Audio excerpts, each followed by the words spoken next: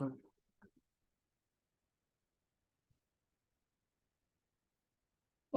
selamat datang di channel ini. Pada kesempatan kali ini, saya akan membahas tentang definisi akuntansi syariah serta perkembangan transaksi syariah pada perbankan. Sebelum kita mulai, jangan lupa like, comment, share, dan subscribe agar membantu channel ini lebih berkembang lagi. Oke, langsung aja kita mulai ya.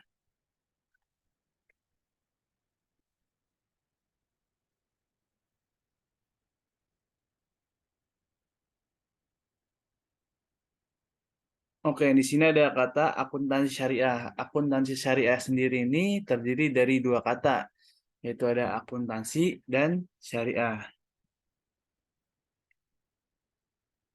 Definisi akuntansi adalah identifikasi transaksi yang kemudian diikuti dengan kegiatan pencatatan, penggolongan, serta pengikhtisaran transaksi tersebut sehingga menghasilkan laporan keuangan yang dapat digunakan untuk pengambilan keputusan.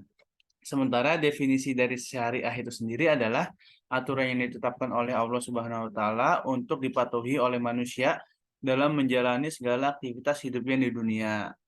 Maka kesimpulan dari dua definisi tersebut adalah akuntansi syariah dapat diartikan sebagai proses akuntansi atas transaksi-transaksi yang sesuai dengan aturan yang ditetapkan Allah Subhanahu wa taala.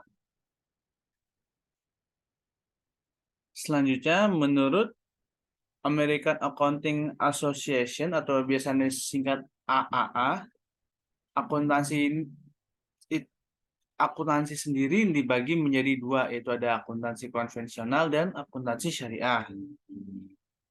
Menurut AAA, akuntansi konvensional adalah the identification, recording, classification, interpreting, and communication economic events to permit users to make informed decisions. Yang artinya itu adalah identifikasi, pencatatan, klasifikasi, serta interpretasi dan komunikasi peristiwa ekonomi untuk memungkinkan pengguna membuat keputusan. Sementara definisi akuntansi syariah menurut American Accounting Association adalah the accounting process which provides appropriate information to stakeholders of an entity which will enable them to ensure that the entity is continuously operating within the bounds of the Islamic Sharia and delivering on its socio-economic objective.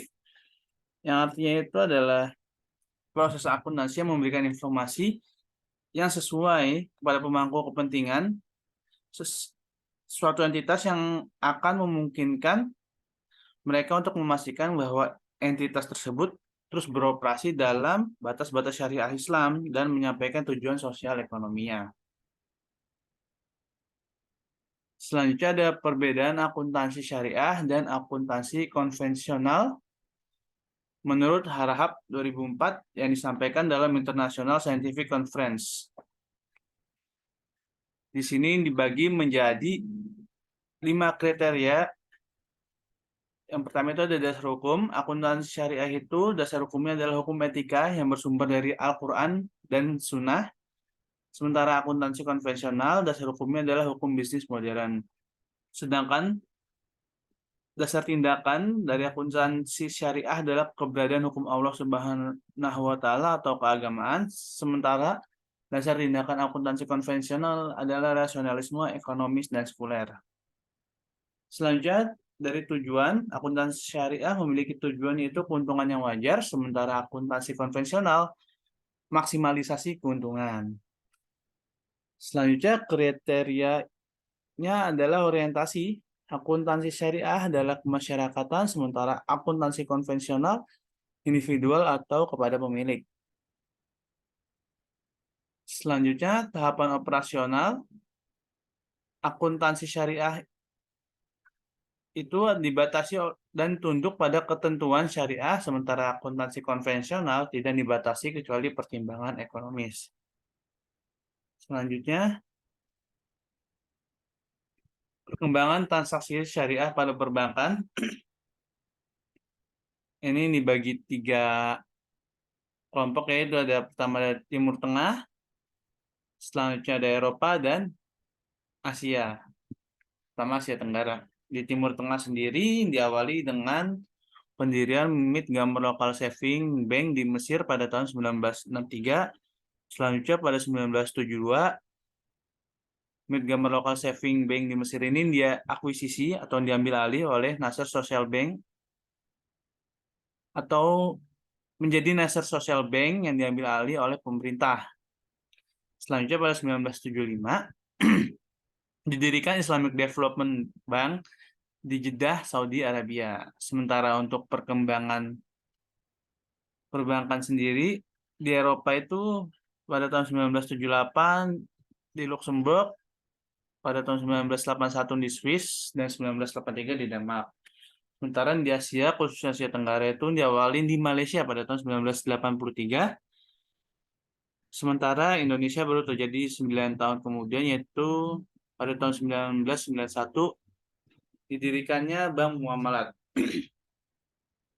Pendirian Bank Muamalat bukanlah proses yang pendek, karena bank ini disiapkan secara hati-hati untuk mengakomodasi kebutuhan masyarakat. Sebelum tahun 1992, telah didirikan lembaga keuangan non-bank yang kegiatannya menerapkan prinsip syariah.